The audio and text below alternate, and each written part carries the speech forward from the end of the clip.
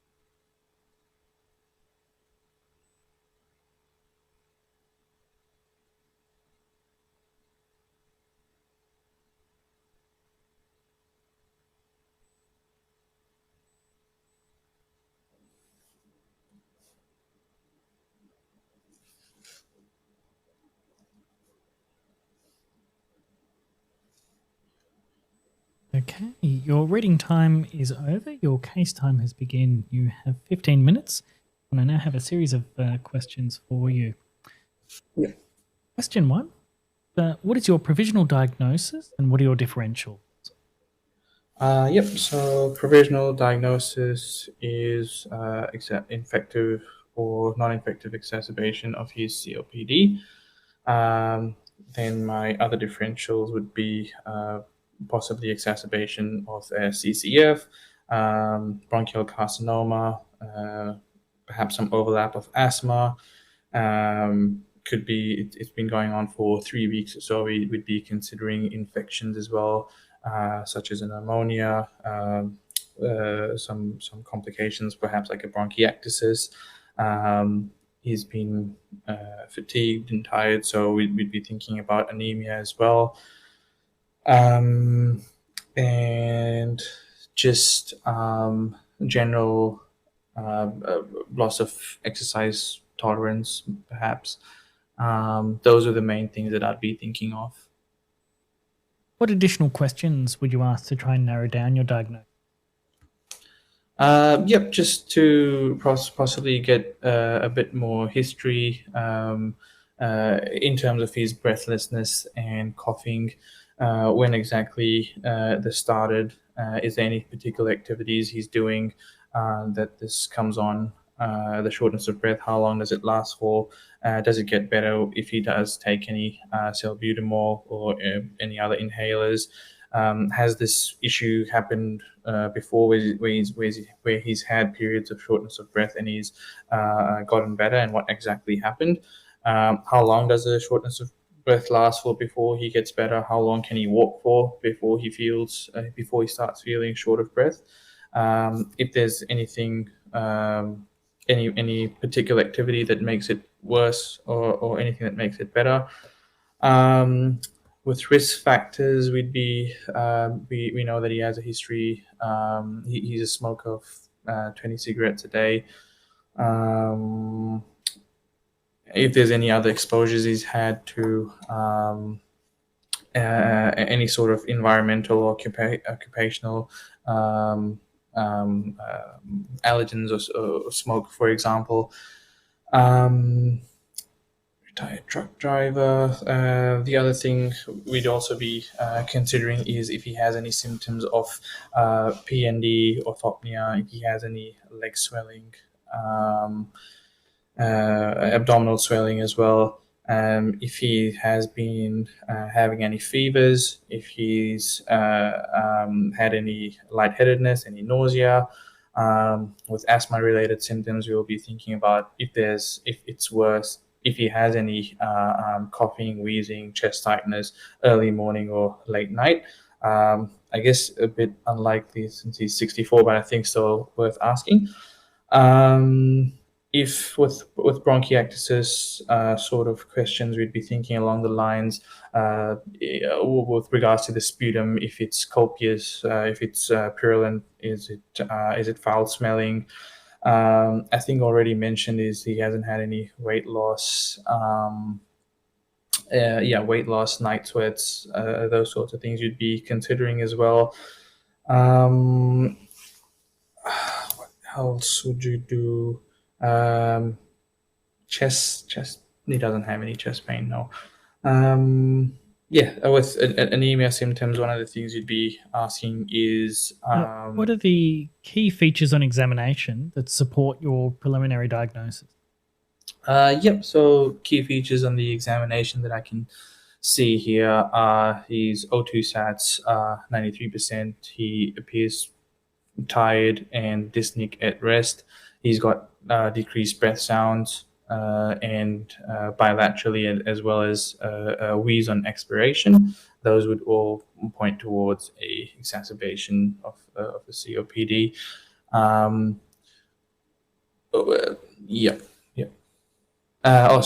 his respiratory rate obviously is also elevated.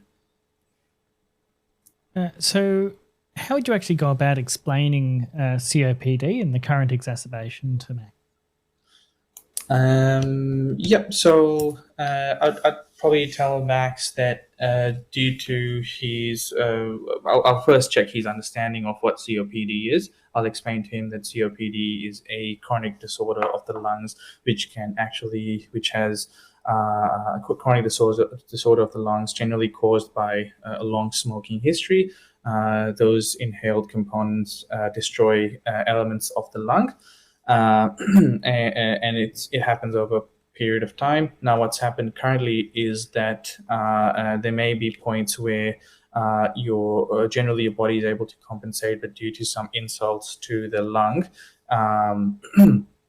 due to some insults to the lung, your body isn't able to compensate, and hence that's caused the symptoms that he's experiencing. What can essentially happen is his body isn't able to push out the air from his lungs, and has less of a fighting chance against infections, for example, and hence he'll get the coughing and the shortness of breath as a result of those.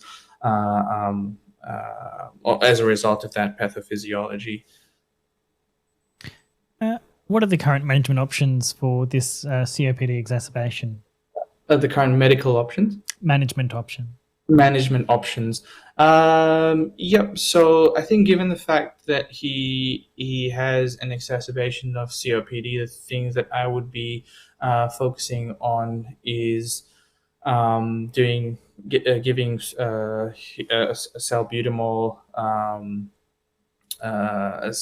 12 puffs of salbutamol, and then reassessing. You'd also be considering doing some prednisolone 50 milligram orally over the next few days.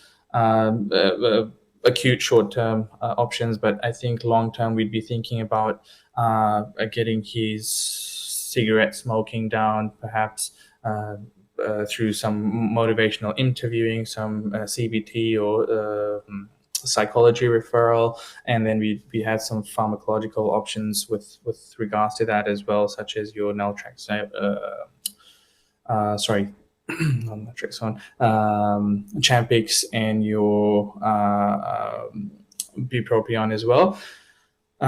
Just as some options. The other thing I'd be thinking about is his pneumococcal vaccine as well, ensuring that he gets his next dose of the pneumococcal vaccine. His influenza vaccine is up to date, ensuring that he keeps up with that yearly.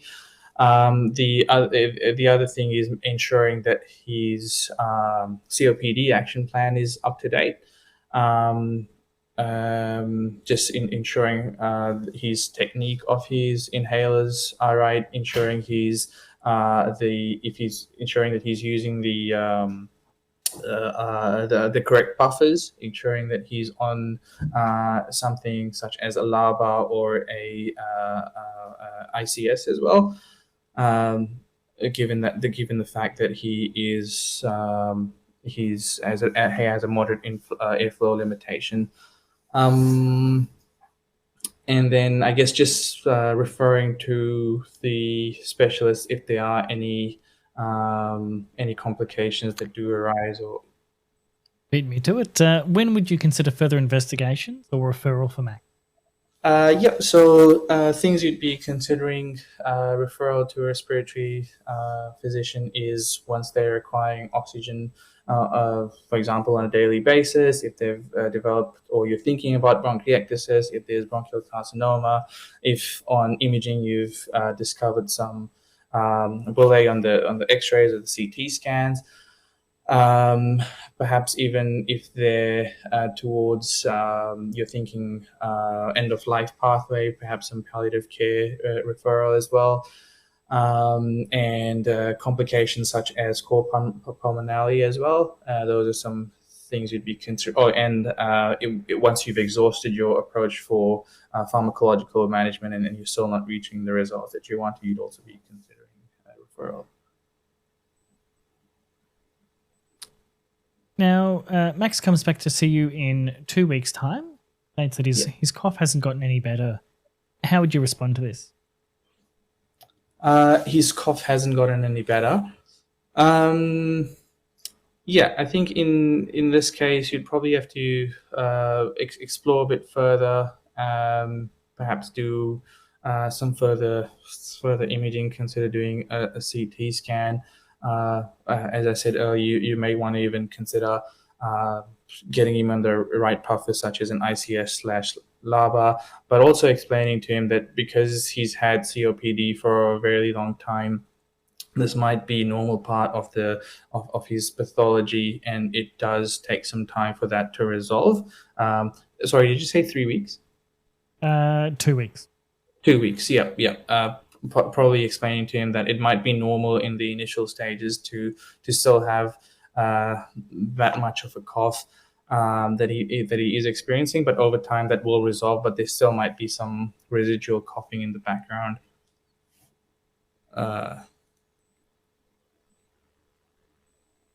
Now, we asked already, what other referrals would you consider? Would there be any other referrals that you may consider, especially if there are ongoing symptoms? Yeah, so it just in the last two questions, if there were any ongoing symptoms, I'd probably refer for pulmonary rehab, for example. With complications, you may want to consider, or if it's a deteriorating conditions, you may want to consider palliative care, cardiothoracic surgeons if there's any lung bullae, or if there's pleural effusion of those sorts. And what other referrals? Perhaps an exercise physiologist to improve his exercise tolerance, ensure that I'm not too sure about his diet at the moment, but diet can also probably play a role in his just making his body a bit more stronger to fight off infections. And so we'd refer to a dietitian. Referrals, probably that's what I'd be thinking of. You still have 2 minutes 51 seconds. Are there any questions you would like to hear again, or anything else you would like to add to your responses? To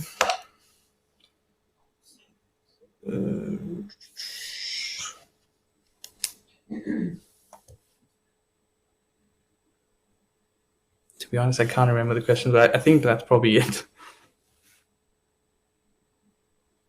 Oh. For the purpose of today, we can actually kind of wrap it up here. But this happens in the actual CCE exam as well, where sometimes you'll know you've got like 2 minutes on the clock. Yeah. You just kind of sit there awkwardly, just looking at them, and everyone's just kind of shuffling back. Important to note that just if you do finish early, it doesn't mean that you've done bad or done good. It just means sometimes there's a little bit of extra time available. They will often offer, as I've done then, is there any other questions you would like to hear again, or any additional things you would like to add in? Don't feel like you have to if you're pretty comfortable with how you went there. And so even though we still have 1 minute 41 on the clock, in fact, we might stop it. How are you feeling that went? How do you feel? Hard to say. I feel like a lot of the history was given in the STEM. So yeah, it was hard to work around that, and just the amount of information, just to read and then consolidate that in your mind and then answer the question, it seems a bit tricky, because there might be some important things that I miss, or I'm repeating some examination or history questions that have already been asked. So yeah. And again, this will actually happen, and don't mind too much about repeating information that's in there already. Because really it's still checking off that, I'm considering this as a thing, this is something I would like to know. And where it gets a bit awkward is on the day as well, when you're scrolling through a PDF, you're kind of going up and down, and you feel like an idiot because you feel like, shouldn't I know this kind of thing? Okay, just take a deep breath, answer what you would answer, basically treat it as if the patient's actually sitting in front of you. How would you approach that? What would be the things you're looking for? There is a lot of information in there, and in particular, there's investigation results as well, and that's something we wouldn't really have on first presentation thing, but it's all a bit of the show of the exam as well, to get your reasoning and kind of thinking skills up. So look, all in all, I think you did quite well. I think you had a nice structured approach to, I could see very quickly you kind of lumped this into sick or not sick, or how worried do I need to be about this kind of patient, and you had a good approach to your differentials and kind of how you would separate each one, the things in particular you would be looking for. I can see you've spent a fair bit of time kind of focusing on red flag kind of topics, and this is one of those kind of topics as well that this is our GP bread and butter. They want us to do well on these kinds of cases, and you will see ones that just like this in the actual exam as well. Where I think this kind of separates out from things like the AKT and KFP is the questions like, well, what are the key features that support your diagnosis? Because then it's teasing out, well, what's your clinical rationale? We know you know those red flag things, but I want you to apply that to this patient here, which then comes into for ongoing exacerbations. Does this change anything? And I'll throw back up on the screen for people watching the stream here. Did you notice his occupation? Truck driver. Now, does COPD have any implications on commercial driving? I'm not sure. Cool. Perfect opportunity then. I would have a look at the fitness to drive standards, because this is one of those conditions that you do need to be aware. Does it have implications on commercial drivers? Because that is something that we kind of wanted you to acknowledge as part of the responses. And again, I teased a little bit with the, hey, tell me a bit more about referrals and things, and we wanted to kind of flag that might be a consideration you need to take in there.